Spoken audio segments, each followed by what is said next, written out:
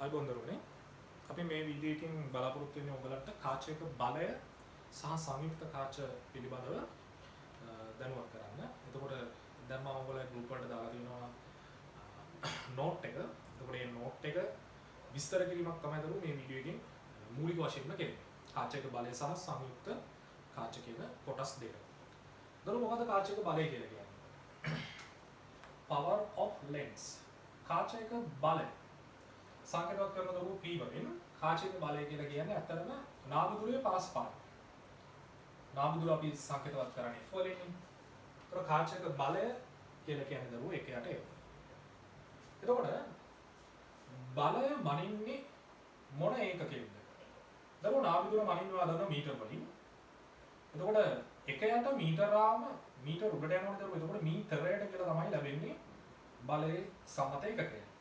කාචයක බලයේ සම්මත ඒකකය.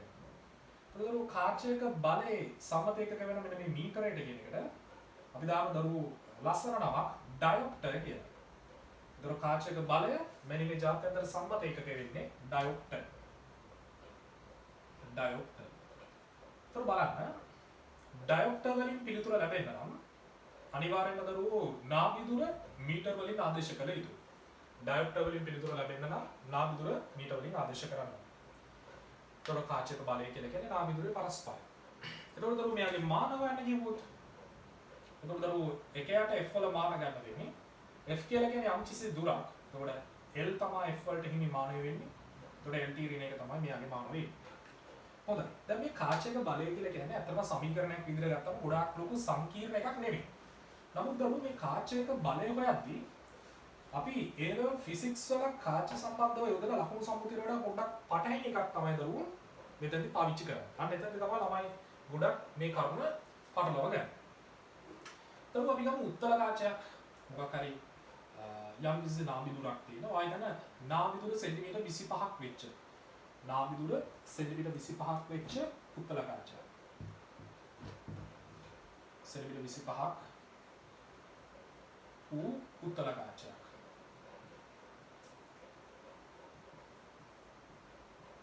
සලකමු. එතකොට දරුවෝ නාභිදුර සෙන්ටිමීටර් 25ක් වෙච්ච උත්තර කාචයක් ගත්තොත් අපි දැන් සාමාන්‍ය විදිහට යාගේ බලය වලින් අපි දන්නා උත්තර කාචයක් අභිසාරී ලෙස හැසිරෙනවා නම් දරුවෝ දැන් උත්තර කාචයක් ගත්තොත් දැන් සාමාන්‍යයෙන් අපි එදිනදා පාවිච්චි කරන වීදුරු වලින් හදපු උත්තර කාච මේ වාතය කියන අවකාශය තුලදී අභිසාරී ලෙස හැසිරෙනවා. හැබැයි උත්තර හැඩේ උත්තර වුණත් දරුවෝ අපසාරී ලෙස හැසිරෙන අවස්ථාවක් නැහැ. ඒ වගේ අවස්ථාවක් නැතුවම නොවේ. නමුත් සාමාන්‍යයෙන් මේ කතා කරන්නේ වීදුරු වලින් තනපු උත්තර කාචයක් ගැන වාතය කියන අවකාශය තුල තියෙනවා. එතකොට දරුවෝ අභිසාරී ලෙස හැසිරෙනවා. ඒතර උත්තර කියලා මෙතනින් අදහස් කරේ අතරම අභිසාරී හැසිරීමක් තියෙන කාචයක්. අභිසාරී හැසිරීමක්. අභිසාරී කාචයක්. ඒතකොට අභිසාරී කාචයක නාභිදුර අපි දන්නවා ඍණයි කියලා. දැන් මේ සෙන්ටිමීටර් 25නේ මම ඩයොප්ටර් වලින්ම උත්තරේ ගන්න බලාගෙන දරුවෝ මීටර වලින් ආදේශ කරනවා. මොකද නාභිදුර මීටර වලින් ආදේශ කළොත් තමයි කාචයේ බලය සඳහා ඩයොප්ටර් වලින් පිළිතුර ලැබෙන්නේ. එතකොට අභිසාරී කාචයක කාච පිළිබඳ ලකුණු සම්මුතිය සැලකුවොත් අභිසාරී කාචයකට හම්බ වෙන්නේ ඍණ නාභිදුර. ඒක නිසා දරුවෝ ඍණ 0.2.5 කියලා දාගන්න වෙන්නේ. ඒ 0.2.5 ගන්නේ සෙන්ටිමීටර 25 මේ දිනේ නාභිදුර හොඳේ. නාභිදුර සෙන්ටිමීටර 25ක් වෙච්ච උත්තර කාචයක් සලකලාදී සෙන්ටිමීටර 25 මීටර කරද්දී 100න් බෙදන්න. එතකොට 0.2.5යි. එතකොට දරුවෝ උඩ යට දෙකම අපිට 100න් වැඩි කරන්න පුළුවන්. එතකොට දරුවෝ 100 බෙදීම 25 කියන්නේ අතරම ගත්තොත් ඍණ 4යි ඩයොප්ටර් කියලායි. නමුත් මේක වැරදි. ඇයි? අපි දැන් දරුවෝ භෞතික විද්‍යාවේ ලකුණු සම්මුතිය. භෞතික විද්‍යාවේ ලකුණු සම්මුතියට අනුව අභිසාරී කාචයක නාභිදුර ඍණයි. හැබැයි මෙන්න මේ බලය හොයන සමීකරණය සඳහා පමණක් A-level physics වල බලය හොයන සමීකරණය සඳහා පමණක් හොඳට මතක තියාගන්න බලය හොයන සමීකරණය සඳහා පමණක් භෞතික විද්‍යාවේ ලකුණු සම්මුතිය නෙවෙයි ආදේශ කළ යුත්තේ වාණිජ ලකුණු සම්මුතිය. වාණිජ ලකුණු සම්මුතිය. මේකම තමයි දරුවෝ වෛද්‍ය විද්‍යාවේදීත් භාවිතා වන ලකුණු සම්මුතිය වෙන්නේ. මොකද මේ වාණිජ ලකුණු සම්මුතිය කියලා කියන්නේ? හරියටම ගත්තොත් කාච පිළිබඳ භෞතික විද්‍යාවේ ලකුණු සම්මුතියේ ප්‍රතිවර්ත ආකාරය. ඒ කියන්නේ අභිසාරී කාචයක් නම් භෞතික විද්‍යාවේදී සලකන්නේ නාභිදුර ඍණයි කියලානේ. වාණිජ ශාස්ත්‍රයේදී අභිසාරී උත්තල කාචයක දරුවෝ නාභිදුර ධනයි කියලායි සලකන්නේ. මතක ගන්න කාචයක බලය හොයන සමීකරණය සඳහා පමණයි මේ විදිහට ලකුණු සම්මුතිය මාරු කරලා පාවිච්චි කරන්නේ. ඒවා බලයි. ඒක ලස්සන දෙනවද? ඩයොප්ටර් කීයද කියලාද? 14යි කියලා. ඒවා බලයි ඒදරු මේ මෙච්චර මේ ශ්‍රේෂ්ඨ විද්‍යාවක් වෙච්ච භෞතික විද්‍යාවට මේ තැනදී මෙන්න මේ සමීකරණයට අවස්ථාවක් දෙන්නේ නැති කියලා. ඒකට දරුවෝ හේතුව මෙන්න මේකයි. දැන් මේ කාචවල බල පිළිබඳව එහෙම කතා කරද්දී ගොඩක් වෙලාවට ඔය කාච ආශ්‍රිත උපකරණ නිර්මාණය කරද්දී ඒවා වාණිජ මට්ටමින් තමයි කරන්නේ. ඒ වගේම දැන් අපි ගත්තොත් ලෙඩෙක් ඇස් කණ්ණාඩියක් එහෙම හදාගෙන යද්දී එතකොට අපි මේ ලෙඩෙක් දැන් හිතන්නකෝ ඇස්වල මොකක් හරි දූර දෘෂ්ටිකත්වයක් හරි අවිදූර දෘෂ්ටිකත්වයක් හරි ආපු රෝගියෙක් තමන්ගේ දෝෂය निराකරණය කරගන්න දරුවෝ භෞතික විද්‍යාඥයෙක් ළඟට යන්නේ නෑනේ. අක්ෂි විශේෂඥයෙක් ළඟට යනවා. ඒකට දරුවෝ ඒ වෛද්‍ය විද්‍යාව හා සම්බන්ධයි. ඒතකොට ඒගොල්ලෝ කියන විදිහට ඒ ලෙන්ස් එක දාලා ඇස් කර්ණාඩි හදාගන්න යන්න ඕනේ. එතකොට දරුවෝ මේ සියල්ල වාණිජ ශාස්ත්‍රයට අයිති එකක්. භෞතික විද්‍යාව තමයි මේකේ ආරම්භය. නමුත් දැන් මේක වාණිජ මට්ටමේ යන හින්දා දරුවෝ වාණිජ ලකුණු සම්මුතිය තමයි නිතර දෙවේලේ අපිට ඇහැ ගැටෙන්නේ. ඒක නිසා නිතර දෙවේලේ ඇහැ ගැටෙන එක තමයි අපි ඉගෙන ගන්න ඕනේ. එතකොට ඒ ලෙවල් වලදී කාචයක බලය හොයනකොට වාණිජ ලකුණු සම්මුතිය ආදේශ කළා අනිවාර්යෙන්ම ගන්න ඕනේ. එතකොටයි ලකුණු හම්බ වෙන්නේ. භෞතික විද්‍යාව ලකුණු සම්මුතිය ආදේශ කළා ලෝකයේ කියලා දරුවෝ ලකුණු හම්බ වෙන්නේ නැහැ. ලොකු වෙනසක් නැහැ ඉතින්. භෞතික විද්‍යාවේ ලකුණු සම්මුතිය උත්තර කාචය කියන අභිසාරී කාචයක නාභිදුර මොකද්ද? ඍණ. වාණිජ ලකුණු සම්මුතිය යනකොට දැනගන්න. භෞතික විද්‍යාවේ ලකුණු සම්මුතිය අනුව අපසාරී කාචයක අපි ගත්ත සාමාන්‍ය අවතල කාචයක නාභිදුර ධනයි. වාණිජ ලකුණු සම්මුතිය යනකොට ඒක ඍණ. එච්චරයි. तर මේ සමීකරණයට ආදේශ කරද්දී වාණිජ ලකුණු සම්මුතිය අපි ආදේශ කරනවා. ඒක හොඳට මතක තියාගන්න. දැන් මම හිතන්නේ නාභිදුර සෙන්ටිමීටර් 10ක් වෙච්ච අවතල කාචයක් සැලකුවේ කියලා. නාභිදුර සෙන්ටිමීටර් 10ක් වෙච්ච අවතල කාචයක් සැලකුවොත් මොකද දරුවේ? දැන් භෞතික විද්‍යාවේ ලකුණු සම්මුතිය දාමුත් මොකද වෙන්නේ? ධන 10 කියලා දාන්න එනකොට මීටර ග්‍රෑම් 0.1 කියලා දානවා. නාභිදුර සෙන්ටිමීටර් 10ක් වෙච්ච එකක් තමයි. ඒක නාභිදුර මීටර වලින් දාන්නොත් 0.1යි දාන්න. 1.1කින් බෙදුවම දරුවෝ ධන ඩයොප්ටර් 10ක් කියලා එනවා. නමුත් ඒක වැරදි. මොකද බලය වල සමීකරණයට අපි ආදේශ කරන්න ඕනේ වාණිජ ලකුණු සම්මුතියත් එක්කයි නාභිදුර. එතකොට අවතල කාචයක නාභිදුර ඍණයි කියලායි වාණිජ ලකුණු සම්මුතිය සලකන්නේ. එතකොට නාභිදුර සෙන්ටිමීටර් 10ක් වෙච්ච කාචයක් ගත්තොත් මෙතන දාන්න ඕන දරුවෝ සෙන්ටිමීටර් 10 එහෙම නැත්නම් මීටර කරලා ගමු 0.1යි මීටර හැබැයි ඍණ. එතකොට ලැබෙනවා ඍණ ඩයොප්ටර් 10ක් කියලා. මම දැන් පැහැදිලි ඇති. හොඳට මතක තියාගන්න මම නැවතත් කියනවා මේ සමීකරණයට ආදේශ කරද්දී පමණයි. ඒ කියන්නේ කාචයක බලය හොයන සමීකරණයට ආදේශ කරද්දී පමණයි වාණිජ ලකුණු සම්මුතියට මුල් තැන දෙන්නේ. හොඳයි. ඒක තමයි දරුවෝ කාචයක බලය. ඒකට ලකුණු සම්මුති දෙක හොඳට මතක තියාගන්න ඕනි. භෞතික විද්‍යාවේ ලකුණු සම්මුතිය අර කන පිට තමයි කාච සඳහා වාණිජ ලකුණු සම්මුතිය වෙන්නේ. වාණිජ විද්‍යාවේ වාණිජ ලකුණු සම්මුතිය වෙන්නේ. ඒ වෛද්‍ය විද්‍යාවේ ලකුණු සම්මුතිය කියන්නේ වාණිජ ලකුණු සම්මුතියම තමයි. හොඳයි. ඊට පස්සේ දරුවෝ මම යනවා සංයුක්ත කාච ගැන කියලා දෙන්න. මොකක්ද දරුවෝ සංයුක්ත කාචයක් කියලා කියන්නේ? සංයුක්ත කාචයක් කියලා කියන්නේ කාච දෙකක් හෝ ඊට වැඩි ගණනක් එකිනෙකට ස්පර්ශව තැබීමෙන් සකසා ගන්නා කාච පද්ධතිය. මෙන්න මේවා තමයි සංයුක්ත කාච කියලා කියන්නේ. කාච දෙකක් හෝ ඊට වැඩි ගණනක් ස්පර්ශ වෙලා තියෙනවා. දරුවෝ මම දැන් මෙතන ස්පර්ශ කරලා තියෙන උත්තර කාච දෙකක්. ඕනනම් වහන මෙන්න මෙහෙම අවතල කාචකුත් මේගොල්ලොත් එක්ක ස්පර්ශ කරලා තියන්න පුළුවන්. තව කාච කීපයක් ස්පර්ශ කරලා තියන්න පුළුවන්. එතකොට මෙන්න මේ වගේ කාච ගණනාවක් දෙකක් හෝ ඊට වැඩි ගණනක් එකිනෙකට ස්පර්ශව තියලා ගන්න මේ ඇටෝම නැත්නම් මේ පද්ධතිය තමයි දරුවෝ අපි සංයුක්ත කාචයක් කියලා කියන්නේ. කාච දෙකක් හෝ ඊට වැඩි ගණනක් ස්පර්ශව තියලා හදාගන්න පද්ධතිය. තොරතුරු මේ වගේ සංයුක්ත කාච ආශ්‍රිත ගණනය කිරීම කරන්න අපි කොහොමද ගණිත සම්බන්ධතාවයක් ගන්නේ? ඔයයි තමයි දරුවෝ මෙන්න මෙහෙම මේක ඇත්තටම ඔප්පු කිරීම අනවශ්‍යයි. නමුත් ඔප්පු කිරීම එකක් එකම ඔලුවට දාගන්න එක විෂය තුන නිරවුල්භාවයට ගොඩක් රුකුලක් වෙනවා.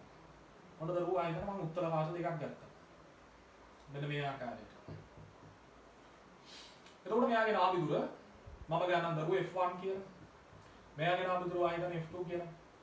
ආයතන මේ කාච දෙකේ ප්‍රකාශ අක්ෂයේ හරියට මෙන්න මේ අංක 1 කාචයේ සිට මේ අංක 1 මේ අංක 2 අංක 1 කාචයේ සිට දරුවෝ හරියටම u දුරකින් තියනවා කියලා මොකක් හරි ලක්ෂාකාර වස්තුවක් ඔන්න ආකාරයට. එතකොට දරුවෝ මේ ලක්ෂාකාර වස්තුවේ නම් මෙන්න මේ ආකාරයට ගමන් කරන ආලෝක කිරණ හිතන්න මේ උත්තර කාචයේ වදින.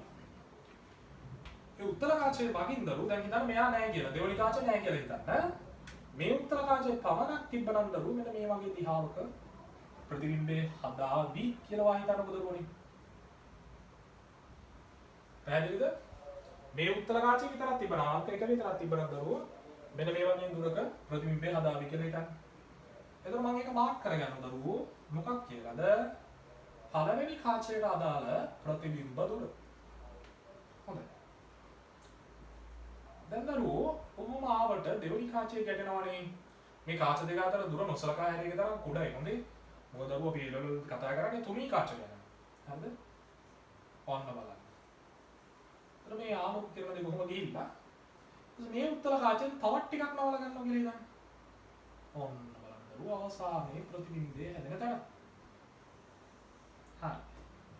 එතකොට දරුවෝ මේ කාච දෙකෙන්ම එකතු වෙලා ප්‍රතිබිම්බය හැදුවේ මෙතන ඉන්නේ. මම දරුවෝ මේක දාගන්නම් v කියලා. දැන් ඔයාලා හිතලා බලන්න දරුවෝ දෙවන කාචයට වස්තු දුර උනේ මොකක්ද? දෙවන කාචයට වස්තුව වෙන්න තිබ්බේ දරුවෝ මෙන්න මේක. මෙන්න මේක. එහෙමනම් පළවන කාචයේ ප්‍රතිබිම්බ දුර තමයි දරුවෝ දෙවන කාචයේ වස්තු දුර වෙන්නේ. ඒ නිසා u2 කියලා දාගන්න v1 වලට. හොඳයි. මම හිතන්නේ පැහැදිලි ඇති. මොකද පළවෙනි කාචයේ ප්‍රතිබිම්බය හැදෙන්න තිබ්බ තැන තමයි දරුවෝ දෙවන කාචයට වස්තුව හැදෙන වස්තුව තියෙන තැන වෙන්නේ. හොඳයි. දැන් දරුවෝ දැන් මේ දෙන්න අතර බලතරයක් ඇත්තරම නැති තරම්. ඒතකොට කෙනෙක් කියතයි ඇයි සර් මෙන්න මේකනේ දෙවනි කාචයට අදාළ වස්තු දුර වෙන්න ඕනේ කියලා. මේ මෙතන ඉන්න. දෙවන කාචේ නම් මෙතන තියෙන දුර. ඇයි සර් මෙතන ඉඳන් මෙතන තියෙන දුර ගැත්තේ කියලා අහන්න පුළුවන්. දරුවෝ මේ දෙන්න අතර පරතරය නොසලකා හැරියක තරම් කුඩයි කියලායි ගන්නෙ. හොඳයි. දැන් එහෙමනම් මම දානවා අංක 1 කාචයට. ඔන්න බලන්න. එකට දැම්ම දරුවෝ. කාච සමීකරණය. 1 යට f සමානයි 1 යට v ඍණ 1 යට u. දරුවෝ එක කාචයේ නාභි දුර බෞද්ධ විද්‍යාව ලකුණු සමුතිය දාන්නේ. දරුවෝ ආකේ දැන් එතකොට කිව්වේ වාර්ධි ලකුණු සමුතිය දාන්න කියලා. නෑ දරුවෝ. වාර්ධි ලකුණු සමුතිය දාන්නේ බලය හොයද්දී පමණයි. බලය හොයද්දී පමණයි. එතකොට දරුවෝ මේකට මම දැම්මා 1 යට නාභි දුර. උත්තර කාචයක් නිසා ඍණ ලකුණුත් එක්කම දැම්මා. f1 සමාන 1 යට පළවෙනි කාචය මගින් මේ කිරණ සටහනට අනුව දරුවෝ හදන්නේ මෙන්න මේ පැත්තේ ප්‍රතිබිම්බය. ඒක නිසා දරුවෝ ඍණ v1 ඍණ 1 යට වස්තු දුර ආලෝකයේ ගමන් ගන්නා දිශාවට විරුද්ධවයි දරුවෝ නැරෙන්නේ. ආලෝකයේ ගමන් කරන්නේ මෙහෙට. එතකොට මේ ලක්ෂ්‍යයට දුර මනින්න ඕනි අපි ප්‍රකාශ කේන්ද්‍රේ නම් මේ පැත්තට. ආලෝකයේ ගමන් කරන දිශානතියට විරුද්ධයි. ඒක නිසා දරුවෝ ධනයි. හොඳයි. අන්න ආකාරයට ලියාගත්තා. දැන් දරුවෝ මම දෙවනි කාචයට දානවා මේ විදිහට. බලන්න දෙවනි කාචයට දානවා. මම උඩින් දාන්න. දෙවන කාචයට. දෙවන කාචයට. බලන්න. දෙවන කාචයට. කොහොමද එන්න ඕනේ දෙවන කාචයට සමීකරණ ගමුදී? බලන්න. 1 යට f සමාන 1 යට v ඍණ 1 යට u. දෙවන කාචයේ නාභි දුර තියදී ඍණයිනේ. ඔන්න. ඍණ. කීයද දරුවෝ?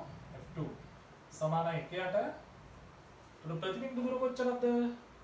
ප්‍රතිබිම්බය හැදුනේ මෙතනින් නේද? එතකොට ආලෝකයේ ගමන් කරන දිශාවට නේද?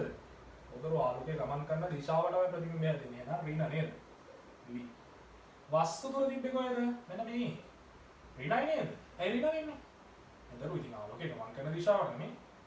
වස්තු තිබ්බේ. එහෙමනම් ඍණ 1 යට ඍණ u2 නේද? ඉතින් දරුවෝ u2 සමානයි v1 නේ. මම කෙලින්ම දානවා v1 කියලා. එතකොට මේක සුළු කරාට පස්සේ දැක්කද දෙයක්? මෙන්න මෙහිම ලැබෙනවා වාට. 1 යට මෙතන ධන වෙනවද දරු? ඔන්න right. දැන් දරුවෝ අපි සමීකරණ දෙකක් ගත්තා. මෙතන එකක් තියෙනවා.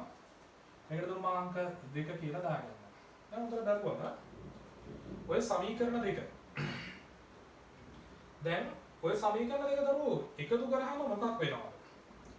එකතු කරාම බලන්න ලස්සන සිද්ධියක් එනවා. මම ඔය සමීකරණ දෙක එකතු කරන්නේ ඉස්සෙල්ලා දරුවෝ කාච සංයුක්තයට දාන්න කාච සමීකරණේ. කාච සංයුක්තයට. සංයුක්තයට දැම්මොත් දරුවෝ කාච සමීකරණය කොහොමද දෙන්නේ? ඒ කියන්නේ දරුවෝ මේ දෙදෙනාගෙන් සමන්විත පද්ධතියටම දානවා එකපාර කාච සමීකරණය. කොහොමද දෙන්නේ? එකයට f සමානයි, එකයට v ඍණ, එකයට u. දරුවෝ එකයට f සංයුක්තේ නාමිදුර දන්නේ නැහැ. ඒක මම දාගන්නම් දරුවෝ මේ විදිහටම. හැබැයි සංයුක්තේ නාමිදුර ඍණ වෙන්න ඕන. ඒක පැහැදිලි. දැන් මේ පද්ධතිය අනුව මොකද ආලෝකයේ ගමන් කරන දිශාව මේක අභිසාරී බවක් පැහැදිලි. මෙහෙම යන්න තිබ්බ කියන දේ එකතු කරලා තියෙනවා. ඒ නිසා දරුවෝ මේ විදිහට ඍණ වෙන්න ඕන. උත්තර කාච දෙකක් නේ. හරිද? එතකොට සමානයි. එතකොට මෙතනින් එනවා දරුවෝ මොකද්ද? එකයට ප්‍රතිබිම්බ දුර ඊය කියලාද බලන්න ප්‍රතිබිම්බ දුර ඍණ v ආලෝකයේ ගමන් කරන දිශාවට තියෙන මේ බලන්න ඍණ v ඍණ එකයට මොන යුද ධන යු හරි දරුවෝ ඔකට අංක 3 කියලා දාගන්නම් මම දැන් දරුවෝ මම එක සමීකරණය දෙක සමීකරණය දෙක එකතු කරන මෙන්න මේ පැත්තට එකයි දෙක එකතු කරලා දැන් ඔයා පිළිවෙලට ලියා ගන්න ඕනේ ඕගොල්ලෝ නෝට් එක දීලා තියෙනවානේ හරිද දැන් මම මේ කියා දීමක් පමණයි කරන්නේ. එකයි දෙකයි දෙක එකතු කරාම දරුවෝ මේ බලන්න. ඍණ එකයට f1. මේ අට තියෙන ඍණ එක උඩට අරන් ලියන්න පුළුවන්. ඊට පස්සේ මෙයා එකතු කරාම ඍණ දැන් එකතු කිරීමක් දැන් ඍණනේ දරුවෝ. ධන එකයට ඍණ f2 නාම ඍණ ධන සුළු වෙලා ගිහිල්ලා ඔහොම වෙනවා. ඊට පස්සේ දරුවෝ එකයට v1 තියෙනවා මෙතන. ඍණ එකයට v1 හොඳේ. ඒ වගේම ඍණ එකයට u තියෙනවා. ඊට අමතරව දරුවෝ මෙතනින් තියෙනවා තව මොකද්ද? ඍණ එකයට v ධන එකයට v1. මේ දෙක කැපෙනවා දරුවෝ. ඊට පස්සේ මෙතනින් ඉතුරු වෙනවා ඍණ එකයට f1 ඍණ එකයට f2 මෙතනින් දරුවෝ ඉතුරු වෙනවා ඍණ එකයට v ඍණ එකයට u. දැන් ඔයා දැක්කද දෙයක්? මේ මේක මම දාගන්න දරුවෝ අංක 4 කියලා. මේ 3යි 4යි දකුණු අත පැති දෙක සමානයි නේද මේ? 3යි 4යි දකුණු අත පැති දෙක සමානයි නේ. ඒක නිසා දරුවෝ අපිට පුළුවන් 3යි 4යි සමාන කරලා මෙන්න මේ ආකාරයට ලස්සන සමීකරණයක් ගන්න. 3 සමානයි 4යි. 3යි 4යි සමාන කරා. එතකොට බලන්න ලැබෙන්නේ ඍණ එකයට f කියලා කියන්නේ දරුවෝ සංයුක්තේ නාභිය සමාන වෙන්න ඕන ඍණ එකයට f1 ඍණ එකයට f2 දරුවෝ හැම පදයක්ම ඍණෙන් ගුණ කරනවා. මෙයාව ඍණෙන් ගුණ කරාම ධන වෙලා යනවානේ. මෙතනත් ධන වෙනවා. ඔන්න දරුවෝ සංයුක්ත කාච ආශ්‍රිත ගැටලු විසඳන සුන්දර සමීකරණ. සංයුක්ත කාචයේ නාභිදුරේ පරස්පරය සමානයි. සංයුක්තයේ හැදිලා තියෙන එක් කාචවල නාභිදුරේ පරස්පරවල ඓක්‍යයට. එතකොට දරුවෝ මේකේ වැදගත්කම මොකක්ද? මේකට යම් නාභිදුරක් ආදේශ කරද්දී ලකුණු සම්මුතියද සමග ආදේශ කළ යුතුය. ලකුණු සම්මුතියද සමග ආදේශ කළ යුතුය. එතකොට තමයි දරුවෝ සංයුක්තයේ නාභිදුර ධනද ඍණද උත්තලද අවතලද කියලා අපට අඳුර ගන්න පුළුවන් මේ. හොඳයි. එහෙනම් දැන් සංයුක්ත කාච සමීකරණය හෙව්වා. දැන් දරුවෝ කාච දෙකක් ස්පර්ශ වෙලා තියෙනකොටනේ දැන් උත්තල කාච සඳහා ඔය අපි ඔප්පු කිරීම කරන්න යාවි අවතල කාච සඳහා උත්තල අවතල සංයුක්ත සඳහා සියල්ලම සඳහා ඔප්පු කිරීම කරන්න පුළුවන් දරුවෝ. දැන් එක ක්‍රමයක් විතරයි කියා දුන්නේ. වායතන කාච n ගණනක් තියෙනවා කියලා. ඒකට එකයට f සමානයි, එකයට f1 ධන, එකයට f2 ධන, එකයට f3 ඔය විදිහට දරුවෝ .. එකයට f n වෙනකන් යන්න පුළුවන්. වායතන දරුවෝ f1 කියලා කියන්නේ උත්තල කාචයක නාභිදුරක් කියලා. ඒක වාහිතන සෙන්ටිමීටර් 10යි කියලා. එහෙනම් මෙතනට ආදේශ කරන්න ඕනේ කොහමද? සෙන්ටිමීටර් 10ක් නම් දරුවෝ උත්තල කාචයක් නම් උත්තල නම් කොහමද ඍණ 10යි කියලා ආදේශ කරන්නේ. අයි භෞතික විද්‍යාව ලකුණු සම්මුතියත් එක්ක ආදේශ කරන්නේ. හැබැයි බලය හොයන්න කියනවා වාණිජ ලකුණු සම්මුතිය. බලය එතෙන්දී පමණයි දරුවෝ වාණිජ ලකුණු සම්මුතියට තැනක් දෙන්න. දවා හිතන්න F2 කියලා කියන්නේ 20යි සෙන්ටිමීටර් කියලා අවතල කාචයක් කියලා හිතන්න. එතකොට ධන 20යි කියලා මේකට ආදේශ කරනවා. උත්තරම ඍණ කියලායි ආදේශ කරන්නේ. ඔන්න ඔය ආකාරයට දරුවෝ කාච සංයුක්තවල සංයුක්ත කාච සමීකරණය අපි ලබා ගත්තේ. හොඳයි. ඊට පස්සේ අපි ගැටලු කිහිපයක් හදනවා. ඕකට මම ගෲප් එකේ දාපු ගැටලු සෙට් එකක් සරල ගැටලු ටිකක් මුලින්ම එක කියන්නම්. හොඳයි. බලන්න දරුවෝ මම මුලින්ම හදන ගැටලුව. ඒක දෙන්නේ මෙහෙම කතාවක්. එක්තරා උත්තල කාචයකට 0.6 මීටර දුරකින් තබූ වස්තුවක පැහැදිලි තීව්‍ර ඡායාවක් කාචයේ සිට රේඛීය විශාලනය දෙකක් වන දුරකදී තනයි නම්. ඒතර රේඛීය විශාලනය දෙකක් වන දුරකදී තනයි නම් අංක 1 කාචයේ බලය සොයන්න, අංක 2 ප්‍රතිබිම්බය අනන්තයේ සෑදීම උදෙසා කාචය සමග ස්පර්ශව තැබිය යුතු අනෙක් කාචයේ නාභි දුර හොයන්න කියලා තියෙනවා. හොඳයි. මුලින්ම අපි රේඛීය විශාලනයෙන් ගන්න පුළුවන් තොරතුරු ගමුකෝ. රේඛීය විශාලනය කියන දරුවෝ ප්‍රතිබිම්බ දුරේ මාපාංකය බෙදීම වස්තු දුරේ මාපාංකය. රේඛීය විශාලනය දෙකයි. එතකොට දරුවෝ ප්‍රතිබිම්බ දුරේ මාපාංකය අපිට හොයා ගන්න පුළුවන්. වස්තු දුර 0.6යි. අන්න එතකොට ප්‍රතිබිම්බ දුරේ මාපාංකය ලැබෙන දරුවෝ 1.2 මීටර කියලා. එතකොට මතක තියාගන්න මේ තාත්වික ප්‍රතිබිම්බයක් ගැන මේ කතාවේ දෙන්නේ.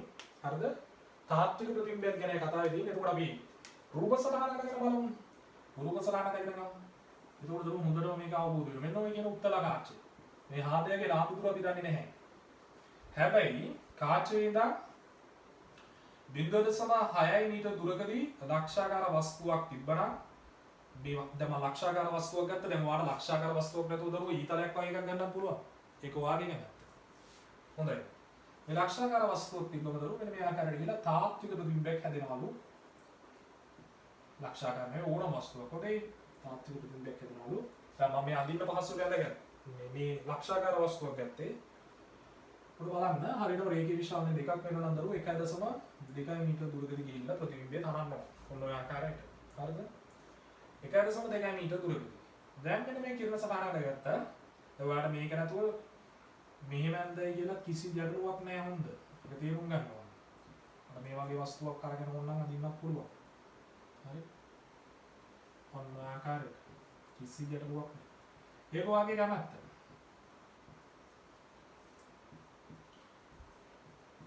ඔන්නම අදින්න. ඊතල දාන්න ඕනි. right. දැන් දරුවෝ වස්තු දුර ගන්නවා ප්‍රතිබිම්බ දුර ගන්නවා. ප්‍රතිබිම්බ දුර බැලෙන්නේ මේට. ඒක ඍණයි එක. හොඳයි දරුවෝ. දැන් අපි දාමු කාච සමීකරණය. එක යට f සමානයි එක යට v ඍණ එක යට u. දරුවෝ අභිසාරී කාචයක්. එහෙමනම් එක යට ඍණ නාභි දුර. ඍණ f. මම ඍණ ආදේශ කරන්නේ නැහැ දරුවෝ. මම හරියට හැදුවොත් මට ඍණ උත්තරයක් එනවා. හරිද? නාභි දුර අපි f කියලා ගත්තා. යා හරියට හැදුවොත් ඍණ උත්තරයක් එනවා. මොකද අභිසාරීනේ. එක යට v ප්‍රතිබිම්බ දුර ඍණ 1.2යි. ඍණ එක යට u වස්තු දුර 0.6යි. දැන් දරුවෝ ඔයාලට පුළුවන් පොදු හරයක් ගන්න. මම මේ ඍණ ලකුණ උඩට දානවා හොඳද? හොඳයි. මෙයාව දෙකෙන් වැඩි කරනවා දරුවෝ. ඍණ දෙක. එතකොට මෙතනත් 1.2ක් වෙනවා. පොදු හරය 1.2යි කියලා ගත්තා. සුළු කිරීම වලට බය වෙන නරකයි. හොඳයි. දැන් දරුවෝ f උක්ත කරගමු. f උක්ත කරාට පස්සේ ලැබෙනවා දරුවෝ 1.2 බෙදීම මුන් දෙන එක තුනට පස්සේ ඍණ 3යි. දරුවෝ ලස්සන ලැබෙනවා ඍණ 0.4 කීයයි කියලාද? ඍණ 0.4ක් කියලා ලැබෙනවා. මොකද මේ ලැබුණේ? මේ ලැබුණේ දරුවෝ හරියටම මීටර වලින් මොන දුරද? නාභි දුර. ඒ මීටර වලින් ලැබෙන්නේ. uv දෙකම ආදේශ කරේ දරුවෝ මොන වලින්ද? uv දෙකම ආදේශ කරලා තින්නේ මීටර වලින්. එහෙමනම් ඉතින් අනිවාර්යෙන් f සඳහා ලැබෙන්නත් ඕනේ මීටර වලින් වගේ. හරි. දැන් කරුණ හරි. ඊට පස්සේ අපිට කියන දරුවෝ කාචේ බලය හොයන්න කියලා තියෙන්නේ. ඉතින් නාභි දුර හොයාගෙන තියාගෙන හිටියට වැඩක් නැහැ. බලය හොයන්න ඕනේ. අපි බලමු බලය හොයන විදිහ. බලය හොයද්දී අන්න වාණිජ ලකුණු සම්මුතිය දානවා. එක යට නාභි දුර. දැන් කලබලයට අපි ඍණත් එක්ක ගිහලා ආදේශ කරොත් වැඩේ හබක් කෙලින්ම ලකුණු නැහැ. වාණිජ ලකුණු සම්මුතිය දානවා. ඒතර උත්තර කාචයක් නම් ධන නාභි දුරක් තියෙනවා කියලා ඒ වාණිජ ලකුණු සම්මුතිය දිග. ඒතකොට ධන 0.4. මොනවද? මීටර. මොන ආකාරයටද? ඒතකොට දරුවෝ කීයක් වෙනවද? උඩයට දෙකම 10න් වැඩි කරන්. ඒක 10 බෙදීම 4ක් වෙනවා. මීටර උඩට දාන්න ඩයොක්ටර් වෙනවා දරුවෝ. මීටරයට ඒක තමයි ඩයොක්ටර් කියන්නේ. 2.5 කියලා ලැබෙනවා. ඔන්න ඩයොප්ටර් වලින් ලැබුණා අදාළ උත්තර කාචයේ නාභි දුර. 2.5 ධනාගය. හොඳයි. ඊට පස්සේ දරුවෝ අපි යනවා මේකේ දෙවනි ගාන ගොඩ දාගන්න. මේක කියන මෙන්න මෙහෙම කතාවක්.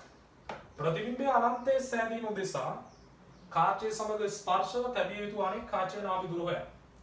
දැන් දරුවෝ එතකොට වස්තු දුර වෙනස් කරන්න යන්න ඕනේ නැහැ. වස්තු දුර වෙනස් කරපු කතාවක් නැහැ නේ ගානේ. ප්‍රතිබිම්බය අනන්තයේ හැදෙන්න ඕනේ. තාම වස්තුව දින්නේ 0.6ක දුරකින්. ඒකේ වෙනසක් නැහැ. මෙන්න මේ කාචයත් එක්ක දරුවෝ තවත් කාචයක් ගෙනල්ලා ස්පර්ශව තියෙනවා. අන්නේ කාචයෙන් අපි නොදන්නේ නේද? අපි දරුවෝ මේක නිකන් අර උත්තල හැඩයක්වත් අවතල හැඩයක්වත් දාගන්න තුන කොටු හැඩයක් දාගන්න. නොදන්නා කාචය දෙන්න ස්පර්ශ වෙලා ඉන්නේ හොඳේ. ඒකට සංයුක්ත කාචයක් හැදෙන්නේ නේද? පුදුම මෙන්න මේ හා දෙකේ නාභි දුර දන්නේ නැහැ. අපි යාව f' කියලා ගමු. ඒව තමයි අපිට ගන්න ඕනේ. දැන් මොකද කියන්නේ මේකේ? මේක කියන දරුවෝ ප්‍රතිබිම්බය කොයි හැදෙන්න ඕනද? අනන්තයේ හැදෙන්න ඕන. අනන්තයේ හැදෙන්න ඕන. දරුවෝ අනන්තයේ හැදෙන්න නම් ආලෝක කිරණ මෙන්න මෙහෙම යන්න ඕනේ නේද? ඔන්න ඔය ආකාරයට යන්න. හරි. දැන් දරුවෝ එහෙමනම් ඔයා හොඳට හිතලා බලන්න. අනන්තයේ හැදෙන්න නම් මුන් දෙන්නම එකතු වෙලා හදන කාචයේ නාභි දුර කොච්චරක් වෙන්න ඕන? දරුවෝ මේ දෙන්නම එකතු වෙලා හදන කාචයේ නාභි දුර 0.6ක් වෙනවා. ඒක කොහොමද? ඇයි? උත්තල කාචයක නාභිය මත පිහිටියොත් තමයි වස්තුවේ ප්‍රතිබිම්බය කොහේ හැදෙන්නේද? අනන්තයේ හැදෙන්නේ. එමනම් දරුවෝ කාච සංයුක්තේ නාභි දුර. කාච සංයුක්තේ. කාච සංයුක්තේ නාභි දුර 0.6 මීටර් විය යුතුය. ඔක තමයි පොයින්ට් එක. එතකොට සංයුක්ත කාච ඒ වගේම උත්තර කාචයක් ලෙස හැසිරෙන්න ඕන. හොඳයි. එහෙනම් දරුවෝ අපි යමු ඉස්සරහට. එහෙනම් කාච සංයුක්තය නැත්නම් සංයුක්තය සඳහා දැන් දරුවෝ එකයට f සමානයි එකයට f1 ඒ කියන්නේ මුල් කාචේ නාභි දුර ධන එකයට f dash කියලා ගන්න. ඒ කියන්නේ f dash. දරුවෝ දැන් අපි එකයට f දන්නවා. ඉස්සෙල්ලා කාචේ ඒ කියන්නේ මෙන්න මෙයාගේ නාභි දුර. ඒක තමයි f1 කියලා ගත්තේ. කීයද ඒක? අපි දමු මේක f2 කියලා ගමු. එතකොට පැටලිල්ල අඩු වෙන්නේ නේද? නැත්නම් dash එකේ 1 එකේ පටලවා ගන්නවා. f1 කියලා කියන්නේ දරුවෝ අපි මීට ඉස්සෙල්ලා හෙව්වා කීයක් ආවද 0.4 මීටර. ඍණ. එවනම් ඕන දරුවෝ දැම්මා එකයට ඍණ 0.4 මීටර වලින් ධන එකයට f2 දන්නේ නැහැ. වස් එකයට සංයුක්තේ නාභි දුර 0.6ක් වෙන්න ඕනි. කිරණ සටහන අනුව ප්‍රත්‍යක්ෂයි සංයුක්තය උත්තල කාචය. අභිසාරී කාචයක් ලෙස හැසිරෙන්න ඕනේ. ඒ නිසා ඍණ. දැන් දරුවෝ අපි මොකද කරන්නේ? එකයට f2 උක්ත කරගත්තා. එතකොට මෙන්න මේ ආදව මේක පන්නන්න ඕන. එකයට 0.4 මෙතන පෑන්න හොඳේ. එතකොට ධන එකයට 0.4 වෙනවා. ඍණ එකයට 0.6 වෙනවා. දරුවෝ අපිට පොදු වාරයක් ගන්න පුළුවන්. මේකව මේකෙන් වැඩි කරලා. ඊට ඉස්සෙල්ලා අපි මේ සෙට් එක උඩ යට දෙකම 10න් වැඩි කරගෙන ඉමු. එතකොට කරදරකාරී ස්වභාවය අඩු වෙනවා. ඔන්න. දැන් මොන්න අපි ගමු දරුවෝ පොදු හරයක්. ඒක නැත්තම් කෙලිම ගමු පොදු හරයේ විදිහට 12 මේක මේකෙන් ගුණ කරලා 24 ගන්න නැතුව. මොන දරුවෝ 12 ගත්තා. 12 ගත්තා. ඒතර 12 නම් මෙයාව තුනෙන් වැඩි කරනවා. ඒතකොට 30යි. 12 ගන්න දරුවෝ මෙයාව දෙකෙන් වැඩි. ඔන්න දරුවෝ 20යි. එකයට f2. දැන් මට ඊට මති. මම දරුවෝ යන උඩට. ඔන්න බලන්න. එකයට f2 සමාන වෙනවා දරුවෝ උඩින් එනවා කීයක්ද? ධන 10යි. මොකද 30න් 20ක් අඩු වෙන දරුවෝ තියෙන්නේ නේද? ඔව්. ඒතර ලස්සන ලැබෙනවා 10ක්. යටින් දිනු කීයක්ද? 12ක්. හරි. ඒතර දරුවෝ දැන් ඉතින් අපිට සුළු කරලා දාන්න පුළුවන් 2 5යි 2 6යි. දැන් දරුවෝ උඩට මාරු කරන්නේ f2 කියලා කියන්නේ 6 බෙදීම 5යි. ඒ කියන්නේ කීයද දරුවෝ? 1.0 ඉතිරි එකයි නේද? 10ට 2යි. මේ ආවේ ඊළඟ කාචේ නාභි දුර. මොන නාභි දුරක්ද ඇවිල්ලා තියෙන්නේ? බොහොම පැහැදිලි දරුවෝ නාභිදුර කීය කියලා දෙවිලා දෙන්නේ 1.2 ධනාගයක්. ඒ කියන්නේ අනිවාර්යෙන් මෙන්න මේ කාචය අවතල කාචය. නාභිදුර මීටර් 1.2ක් වෙච්ච අවතල කාචයක් තමයි දරුවෝ මොනව කරන්නවද මේකත් එක්ක සෙට් කරලා තියනවා. මම හිතන්නේ ගැටලු විසඳපු ආකාරය පැහැදිලි ඇතයි කියලා මම හිතනවා. සුළු කිරීම තමයි දරුවෝ හරියටම කරගෙන යන්න ඕනේ. මේක යටතට දාලා ඔය ආකාරයට සුළු කරගෙන ගියා. මේ මෙතන පියවර දෙක කරේ දරුවෝ උඩ යට දෙකම 10න් වැඩි කරපු එක. ඒ අර දශම ස්ථාන නේද කරගෙන තමයි එහෙම කරේ. ඒකට 4 වෙනවා උඩ 10 වෙනවා. දැන් ඊට පස්සේ දරුවෝ පොදු හරයක් ගන්න අපි මේක 3න් වැඩි කරා මේක 2කින් වැඩි කරා 12ක් කරා. දරුවෝ උඩ 3න් වැඩි වුණා 30ක් වුණා. මේක 2කින් වැඩි වුණා 20ක් වුණා. මේ දෙක සුළු වුණාට පස්සේ 10ක් ආවා. දරුවෝ ඔන්න ඔය ආකාරයට තමයි ලැබෙන්නේ. හොඳයි. ඊට පස්සේ ගණන් කීපයක් දීලා තිනවා පාත සංයුක්තවල නාභිදුර හොයන්න කියලා. සංයුක්තවල නාභිදුර හොයන්න. බලමු.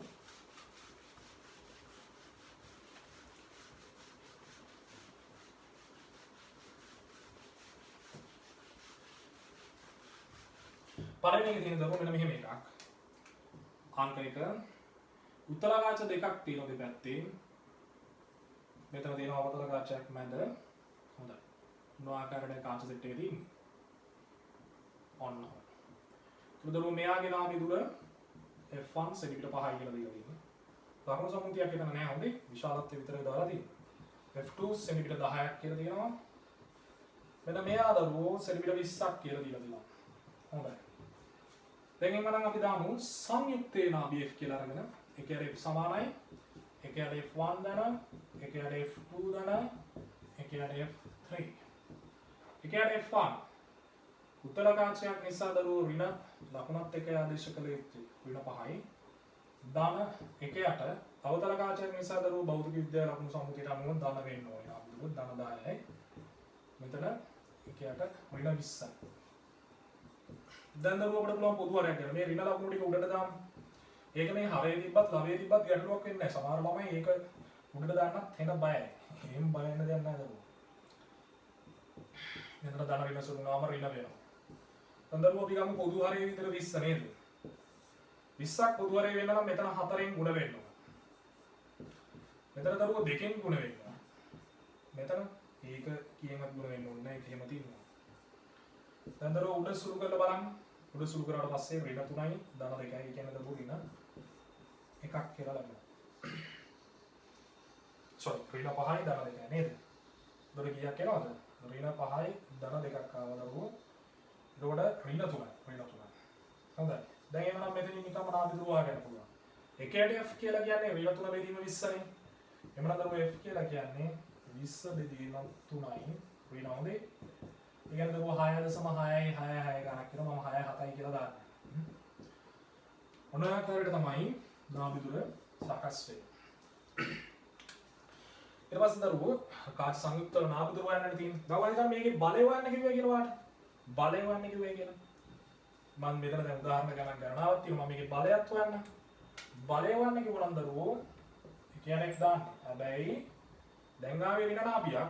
ඒ කියන්නේ උත්තර කාචයක් විතර හැසිරෙන්නේ. එතකොට බලය හොයද්දී දාන්න ඕනේ වාණිජ ලකුණු සම්මුතිය නිසා උත්තර කාචයක නාභිදුරට ධන දාන්න. එතකොට මේ 6.67 සෙන්ටිමීටර් දාන එකද නුවණට උරු මේක දාන එක. දරුවෝ මේක දාන එක තමයි නුවණට උරු. මොකද මේක සාමාන්‍ය දශමයක්. එතකොට සුළු කිරීමේ දෝෂය වෙගෙන යාවත් ඉස්සරහට අරගෙන ගියෝ. භාග සංඛ්‍යාව ඉස්සරහට අරගෙන යන එක තමයි නුවණට උරු වැඩි. එතකොට දරුවෝ මොන දාන දැම්ම හොඳේ 20 බෙදීම 3යි. දැන් අපිට ඩයරෙක්ට් වලින් උත්තරේ ලැබෙන්නේ. මොන විසුද්ධ දරුවෝ ඩයරෙක්ට් වලින් කොහොම උත්තරේ ලැබෙන්නේ? සෙන්ටිමීටරනේ. අයන මීටර කරමු නේද? නම් 10 ඍණ 2ක් දැම්මා. හරිද? ඔව් ඉතින් සෙන්ටි කියන්නේ 10 ඍණ 2යි කියන එක නේද? හරි. එතකොට දරුවෝ මෙයා ඊට උඩට ගෙනිච්චම මොකද වෙන්නේ? 10 ධන 2යි. ඒ කියන්නේ 100යි නේද?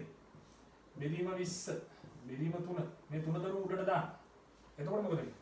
300යි. 300 බෙදීම 20ක් වෙනවා නේද? එතකොට කීයද දරුවෝ? 15යි. මොනවද? ඩයරෙක්ට්. එතකොට මොන ඩයරෙක්ට්ද? ධනාගය. ඒ ධනාගයක් ආවේ දරුවෝ මේක උත්තල කාචය. උත්තල කාචයක් සඳහා බලය සමීකරණයට ආදේශ කරද්දී ධන කියලා නාභිදුර ආදේශ කරනවා. හොඳයි. ඊට පස්සේ දරුවෝ තව එක ගණක් තියෙනවා. ඔව් තව ගණන් දෙකක් තියෙනවා. අපි මේ දෙකත් වේගෙන් හදාගෙන යමු බලන්න. ඊළඟට තියෙනවා දරුවෝ අවතල කාච දෙකක්. මෙන්න මේව සෙට් වෙලා දැන් ওই ගණන් සෙට් එකයි ඔය හදන විදිහ මම ඔයාලගේ ගෲප් වලට දාලා තියෙනවා. මම මේ පැහැදිලි කිරීමක් පමණයි කරන්නේ. හොඳයි. F1 සමානයි සෙන්ටිමීටර් 10යි. F2 සමානයි 15යි. මෙයාගේ නාභි දුර දරුවෝ සෙන්ටිමීටර් 10යි. හොඳයි. ඔන්න ආකාරයට තියෙන අපි සංයුක්තය. මෙන්න මේ තුන් දෙනාගෙන්ම සමන්විත පද්ධතියේ නාභි දුර වෙමු. කියන්නේ F සමානයි එකයට F1 ධන එකයට F2 ධන එකයට F3. හොඳයි. අවතල කාචයක් භෞතික විද්‍යාවේ ලකුණු සම්මුතියට අනුව ඍණ වෙන්න. අවතල කාචයක් භෞතික විද්‍යාවේ ලකුණු සම්මුතියට අනුව ධන වෙන්න. වාණි දුනා නම් තමයි ඍණ වෙන්නේ. වාණි ලකුණු සම්මුතිය දාන්නේ මොකට පමණද? බලය හොයද්දි පමණයි. හොඳයි. ධන මම මේ ධන ලකුණු අයින් කරලා දාන්න. එකයට උත්තර කාචයක් නම් භෞතික විද්‍යාවේ ලකුණු සම්මුතිය අනුව ඍණ වෙන්න. හොඳයි. ඊට පස්සේ දරුවෝ F3 අවතල කාචයක් එනම් ධන වෙනවා. ධන 10යි. හොඳයි. දැන් අපි ගමු දරුවෝ මේ තුන් දෙනාට ගැලපෙන පොදු හරයක් 30 හොඳයි නේද? උඩ මෙයාව දරුවෝ තුنين වැඩි වෙන්න ඕනි 3යි. මේ ඍණ එක අපි උඩට දාමු. එතකොට යට 15යි. දෙකෙන් වැඩි වෙන දරුවෝ 30ක් වෙනවා නම් එන උඩත් දෙකෙන් වැඩි වෙනවා. ඍණ දෙකක් වෙනවා. මේ ඍණ එක මම උඩට දැම්මා. හොඳේ. ඒක හරියට තිබ්බත් අපේ තිබ්බත් ගැටලුවක් නැහැ. මෙතන දරුවෝ ධන 3ක් වෙනවා. දැන් මොකද වෙන්නේ?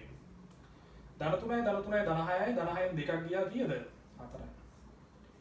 මේ මොන වලින්ද ආවේ දරුවෝ? සෙන්ටිමීටර වලින්. හොඳයි.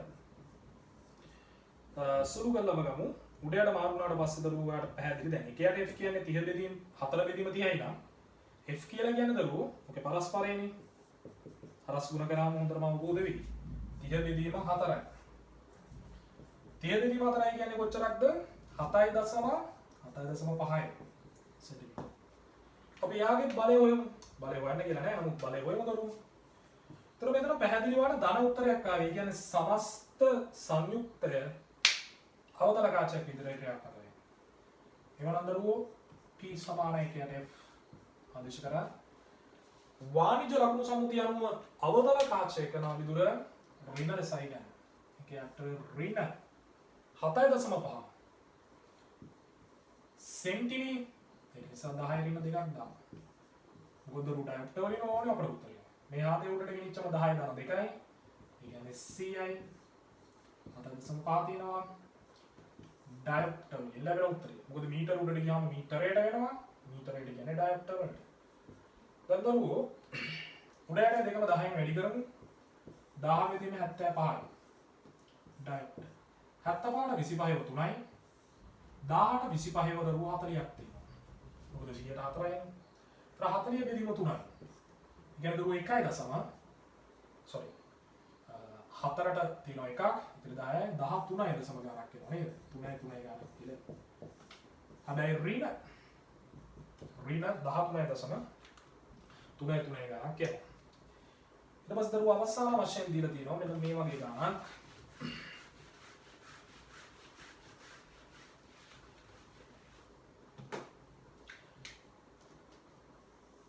තල උත්තල කාච දෙකකින් සමන්විත කාච සංයුක්තයක්. මෙන්න මෙයාගේ නාභි දුර F1 සෙන්ටිමීටර 10යිලු.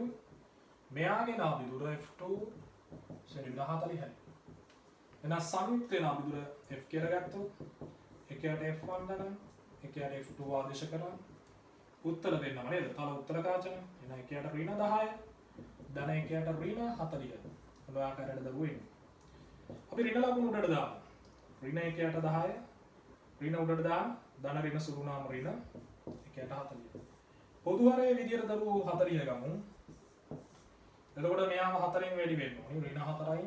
මෙයාව දරුවෝ වැඩි වෙන දෙයක් නෙමෙයි. ඒතර ලස්සනට ලැබෙනවා කීයයි කියලාද? ඍණ 5 බෙදීම 40යි කියලා. ඍණ 5 බෙදීම 40යි. අපි උඩයට දෙකම 5න් කපමු දරුවෝ. ඍණ 1 බෙදීම 8ක් කියලා ලැබෙනවා. මෙයාවේ මොකක්ද? එකයට F. එකයට F කියන්නේ ඍණ 1 බෙදීම 8යි නම් F කියලා කියන්නේ බොහොම පැහැදිලි. ඔකේ කන පිට. ඔකේ පරස්පරය කියන්නේ දරුවෝ ඍණ 8 බෙදීම එකයි. එහෙම නැත්නම් ඍණ 8. මොනවලින්ද මේ ලැබෙන්නේ? සෙන්ටිමීටර. එතකොට අපිට මෙයාගේ බලය ගන්න කිව්වොත් බලය වෙන සමීකරණයේදී වාන්ති ලකුණු සම්මුතිය ආදේශ කළ යුත්තේ. දැන් මෙතනින් මේ ඍණ 8යි කියලා ඒෙන් ප්‍රත්‍යක්ෂ වෙන්නේ මේ කාච සංයුක්තය අභිසාරී ලෙස හැසිරෙනවා කියන එක. ඒතර වාන්ති ලකුණු සම්මුතියට අනුව ධන වෙන්නයි ඕනි නහඳුන. එකයට ධන 8යි සෙන්ටිමීටර දරු 10 රින දෙකක් දැන් මොකද ඩයොඩ් වලින් උත්තරේ ගන්න මීටර. මීටර උඩට ගියාම මීටරයට වෙනවා. 10 රින දෙක උඩට ගියාම 10 දාන 2යි. එතකොට ලස්සනට ඩයොඩ් වලින් ලැබෙන උත්තරේ කීයක් එන්න ඕනද? 10ට 8 ඒවා 1යි. ඉතිරි 2යි 20ට 8 ඒවා යක් තියනවද? 2යි. ඉතිරි 4යි 40ට 8 ඒවා 5යි. එතකොට 12.5ක් කියලා ලැබෙනවා. 12.5ක් වෙනවා. ඔන්න ඔය ආකාරයට ලැබෙනවා. හොඳයි. එතකොට දරු කාචයක බලය සහ සංයුක්ත කාචවල නාභිදුර සෙවීම පිළිබඳව තියරි සාකච්ඡා කරා. ඒ වගේම ඕනෑ නෝට් එකේ දුන්නාට සරල ගැටලු කිහිපයක් හදුවා. දැන් මේ ආශ්‍රිතව තියෙන අතර මේ ආශ්‍රිතව තියෙන ගැටලු හැම එකම සරලයි තමයි දරු. මාර්ග සරලයි. විශේෂයෙන්ම ඔය නක්ෂත්‍ර දුරේක්ෂ ඒ වගේම සංයුක්ත කාච ඕව ආශ්‍රිතව හොඳට මේක අඹරලා දෙන්න පුළුවන් දරුවෝ ගැටලු. ඒකෙන් නම් හොඳට ප්‍රැක්ටිස් කරන්න. අපි ඊළඟ වීඩියෝ එකෙන් හම්බෙමු අක්ෂි දෝෂ පිළිබඳව කතා කරා. හොඳයි හැමෝටම තෙරුවන් සරණයි. අයබෝවන්.